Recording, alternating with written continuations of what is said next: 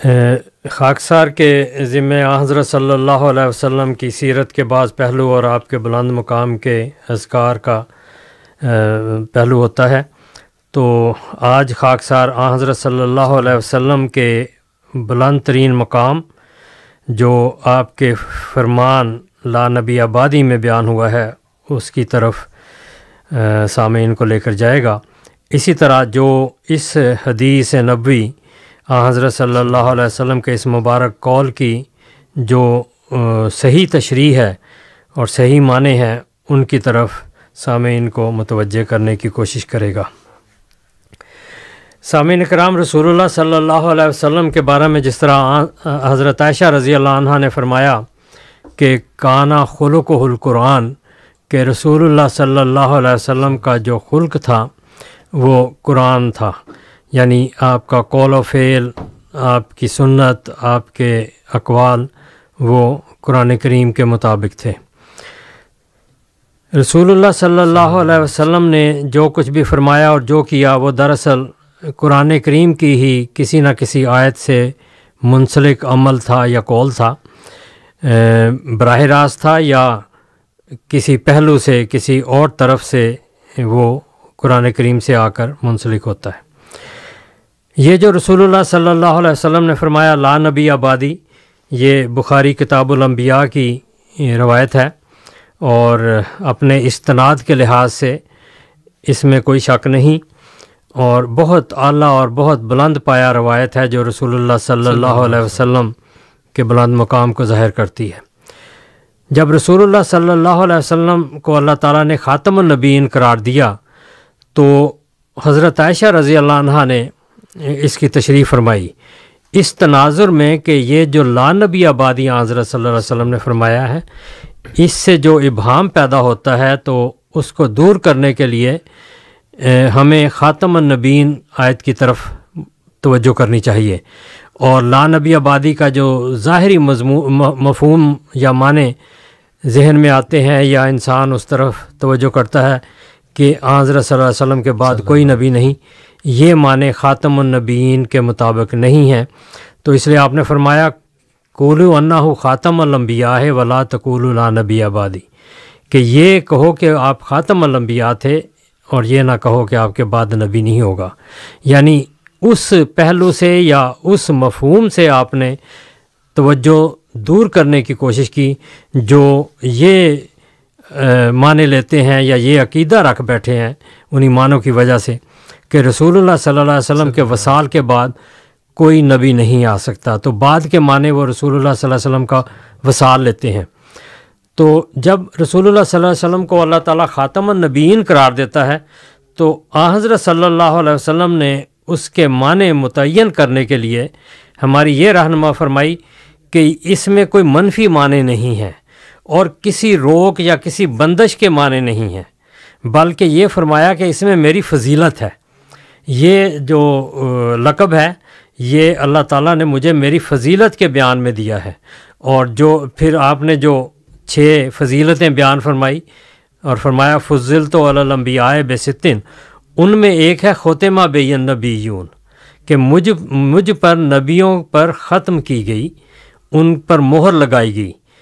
تو یہ حضرت صلی اللہ علیہ وسلم کی فضیلت کے معنی ہیں کہ آپ کا نقش، آپ کا عکس، آپ کا پرنٹ جو ہے وہ شروع سے لے کر اخیر تک موجود ہے، اور اس کے معنی ہرگز یہ نہیں بنتے کہ آپ صلی اللہ علیہ وسلم نے نبیوں کو ختم کیا، اپنی آمد کے ذریعے نبیوں کو ختم کر دیا۔ آپ نے تو نبیوں کو زندہ کیا ہے تصدیق کر کے،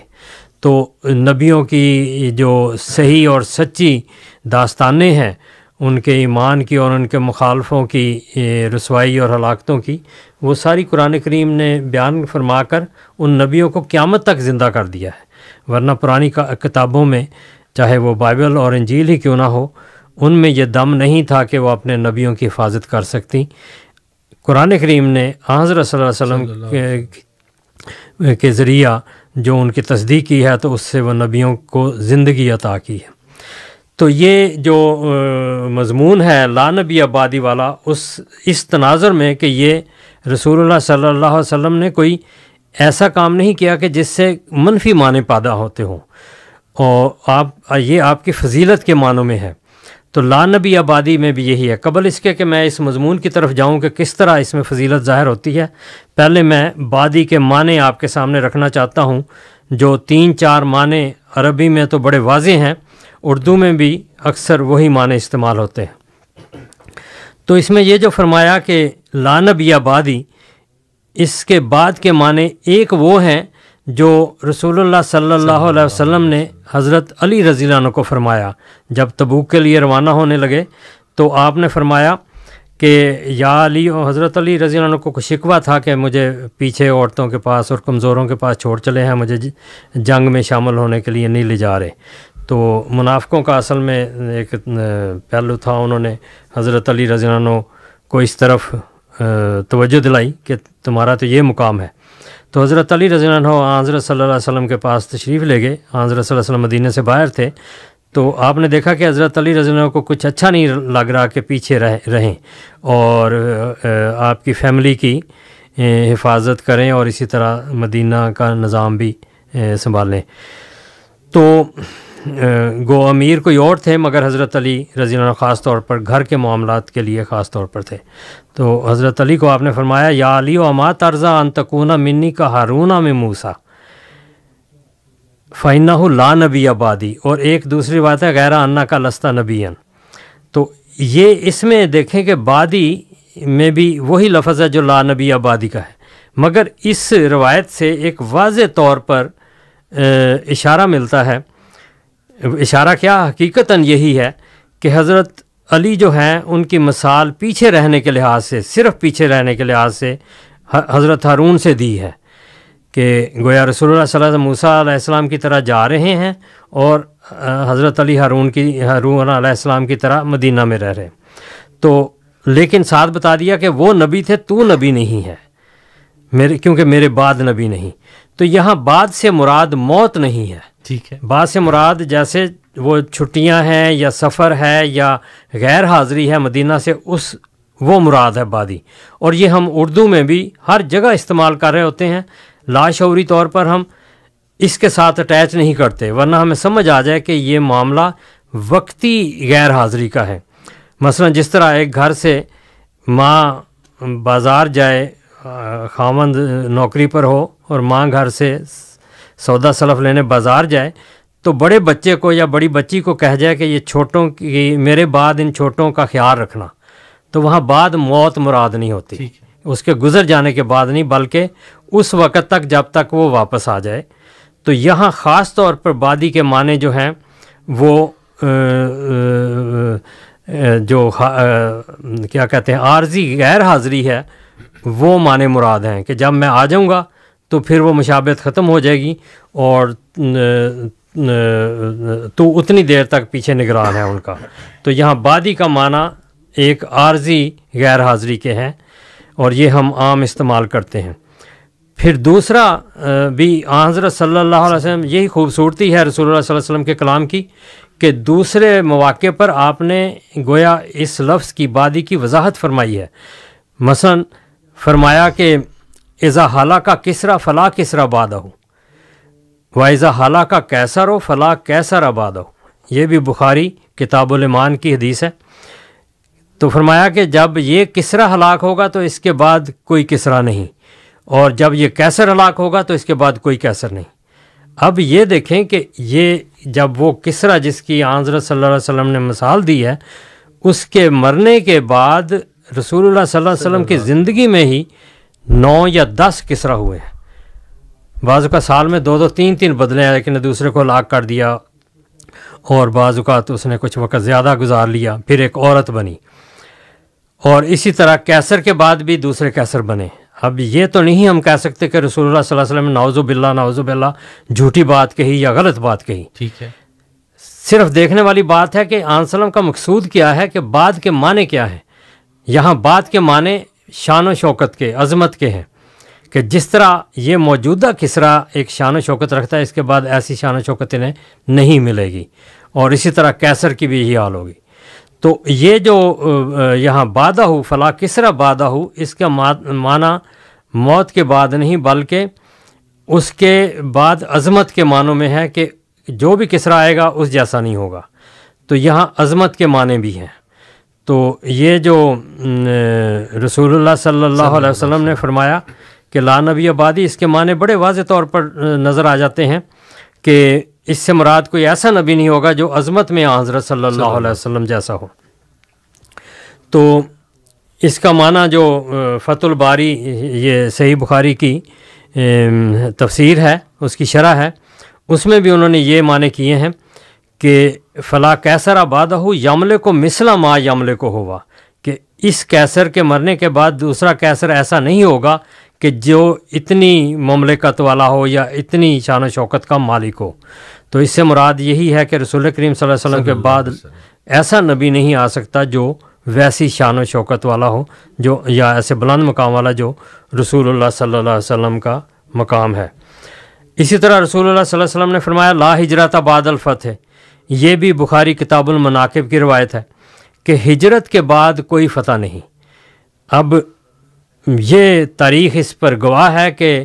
ہجرت کے بعد رسول اللہ صلی اللہ علیہ وسلم نے جو ہجرت فرمائی اور اس کے بعد پھر مکہ فتح ہو گیا،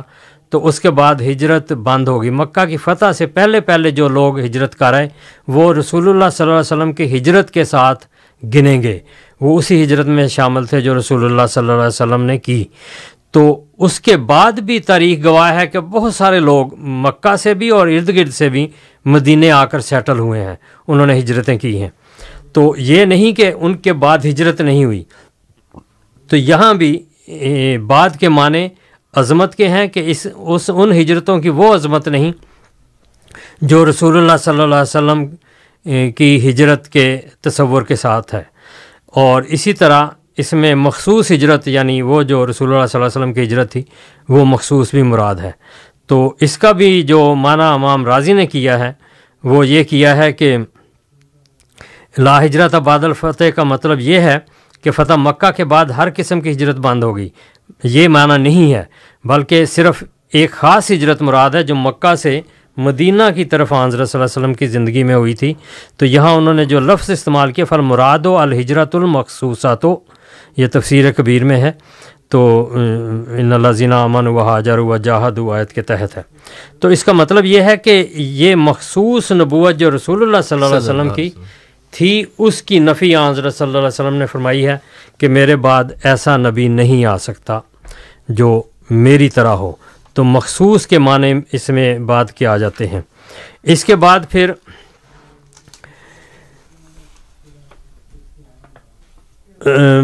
مخالف کے معنی ہوتے ہیں، بعد کے معنی مخالف کے ہوتے ہیں۔ مثلا رسول اللہ صلی اللہ علیہ وسلم نے رویا میں دیکھا کہ آپ کے ہاتھ میں آپ نے اپنی کلائی پر 2 کنگن پہنے ہیں، تو رویا میں ہی آپ ان کو پھونک مارتے ہیں تو وہ اڑ جاتے ہیں۔ تو صبح اٹھ کے حضرت صلی اللہ علیہ وسلم نے رویا صحابہ کو بتائی اور فرمایا فَأَوَّلْتُهُمَا كَذَّابَيْنِ يَخْرُجَانِ بَعْدِي، کہ اس کی تعویل یہ ہے کہ میرے 2 جھوٹے ظاہر ہوں گے، خروج کریں گے بعدی میرے مخالف۔ یہ میں نے مخالف کے معنی اس لیے کیے ہیں کہ اس کے علاوہ یہاں معنی بنتے ہی کوئی نہیں، کیونکہ یہ دونوں مسلمہ اور اسود انسی جو تھے، ان کا نام رسول اللہ صلی اللہ علیہ وسلم نے لیا۔ بخاری کی یہ روایت ہے کتاب المغازی کی۔ تو اس میں رسول اللہ صلی اللہ علیہ وسلم نے جو بعدی لفظ استعمال فرمایا اس کے معنی مخالف کے ہیں۔ تو یہ دونوں حضرت صلی اللہ علیہ وسلم کی نبوت کے خلاف کھڑے ہوئے اور انہوں نے نبوت کا اعلان کیا اور انہوں نے خروج بھی کیا، اور مسلمہ نے بعد میں کیا، اسود انسی نے رسول اللہ صلی اللہ علیہ وسلم کی زندگی میں کیا، اور یہ پھر مارا بھی گیا۔ یہ ادھر یمن والی طرف تھا۔ تو یہ جو بعدی کے معنی ہیں یہ اپنے اپنے حالات میں، اپنے اپنے پس منظر میں اس کے معنی بدلتے ہیں، اور کسی جگہ بھی یہ معنی نہیں ہیں کہ آن وسلم کی وصال کے بعد۔ تو یہاں جو یخرجان بعدی ہے اس میں صاف طور پر ہے کہ رسول اللہ صلی اللہ علیہ وسلم کے مخالف کوئی نہیں ہوگا، یعنی لا نبی آبادی کے معنی اس تناظر میں یہ ہوں گے۔ اب دیکھیں یہ بعد کا لفظ قرآن کریم نے کتنی دفعہ لیا، کئی دفعہ لیا ہے۔ فَبِأَيِّ حَدِيثٍ بعد اللہ، اب اللہ کا تو بعد نہیں ہے، تو یہاں اللہ تعالیٰ کیا فرما رہا ہے کہ میرے بعد وہ کس بات پر ایمان لائیں گے؟ تو مطلب یہ ہے کہ میرے مخالف یا میری بات سے بڑھ کر اس عظمت اور شان والی کوئی اور بات نہیں ہو سکتی جو خدا کی بات ہے۔ پھر فرمایا کہ جو گمراہ ہوتے ہیں، گمراہی اختیار کرتے ہیں، اللہ تعالیٰ ان کے کانوں پہ مہر، آنکھوں پہ اور سنوائی پہ کر دیتا ہے۔ تو ساتھ فرمایا فَمَن يَهْدِيهِ مِن بَعْدِ اللَّهِ، اللہ کے بعد کون انہیں ہدایت دے گا؟ تو بعد سے مراد اب یہاں نہیں کہ اللہ تعالیٰ کے نعوذ باللہ اللہ تعالیٰ کو بھی موت آئے گی، تو بعد کے معنی یہ نہیں ہے کہ موت کے بعد ہوں۔ تو عرض میں یہ کہہ رہا تھا ہر جگہ اس کے معنی اس کے پس منظر اور حالات کے مطابق طے ہوتے ہیں اور وہی اچھے لگتے ہیں، اور رسول اللہ صلی اللہ علیہ وسلم نے جہاں بھی فرمایا وہاں فضیلت کے معنی ہیں۔ تو یہ سورہ جاسیہ کی آیت نمبر 23 تھی، اور سورۃ آل عمران کی 161 آیت میں اللہ تعالیٰ فرماتا ہے فَمَن ذَا الَّذِی يَنصُرُکُم مِّن بَعْدِہ۔ تو یہ ہے کہ جو اللہ کی مدد کرتا ہے اللہ تعالیٰ اسے رسوا نہیں کرتا، اور پھر اللہ کے بعد کون تمہاری مدد کرے گا؟ تو یہاں بھی بعد اللہ کا کون مقرر کر سکتا ہے، کون متعین کر سکتا ہے؟ تو یہاں اللہ کے علاوہ کے معنی ہیں، سوا کے۔ پھر دوسری جگہ ہواؤں کا جہاں ذکر ہوتا ہے وہاں فلا مرسل لہ من بعدہ، تو یہ اللہ کی رحمت کا یہاں ذکر ہے۔ تو سورہ فاتحہ کی آیت نمبر 3 ہے، تو یہاں بھی اللہ کے بعد کون ان کو بھیج سکتا ہے؟ تو اسی طرح زمین و آسمان اور یہ جو سیارے لٹک رہے ہیں فضا میں، ان کا ذکر ہے کہ وَلَا إِن زَالَتَا إِنْ أَمْسَكَهُمَا مِنْ أَحَدٍ مِنْ بَعْدِهِ، یہ سورۃ فاطر کی ہی آیت نمبر 42 ہے کہ اگر اللہ تعالیٰ ان کو گرا دے تو کون ان کو تھام سکتا ہے اللہ کے بعد؟ تو یہ بعد کے معنی وہ نہیں ہو سکتے جو ہمارے مخالف لوگ لیتے ہیں یا جو اس حدیث کے خوبصورت مضمون کو بدل دیتے ہیں۔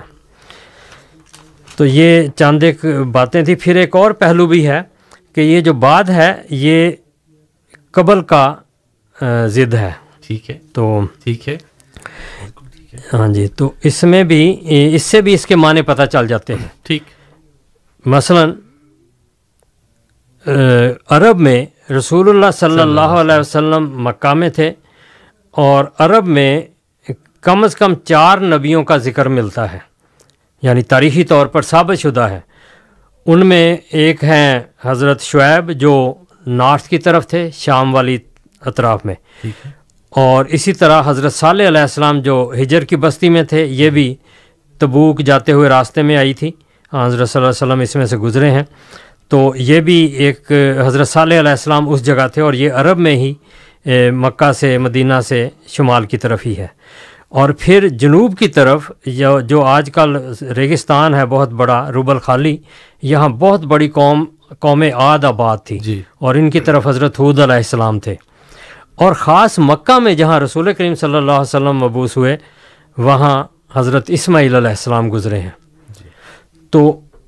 معنی متعین کرنے کے لیے یہ جو ہے کہ بعد کا ضد قبل ہے، قبل اور بعد دونوں اپوزٹ لفظ ہیں۔ یہاں اللہ تعالیٰ یہ فرما رہا ہے لِتُنذِرَ قَوْمًا مَا أَتَاهُم مِّن نَذِيرٍ مِّن قَبْلِكَ،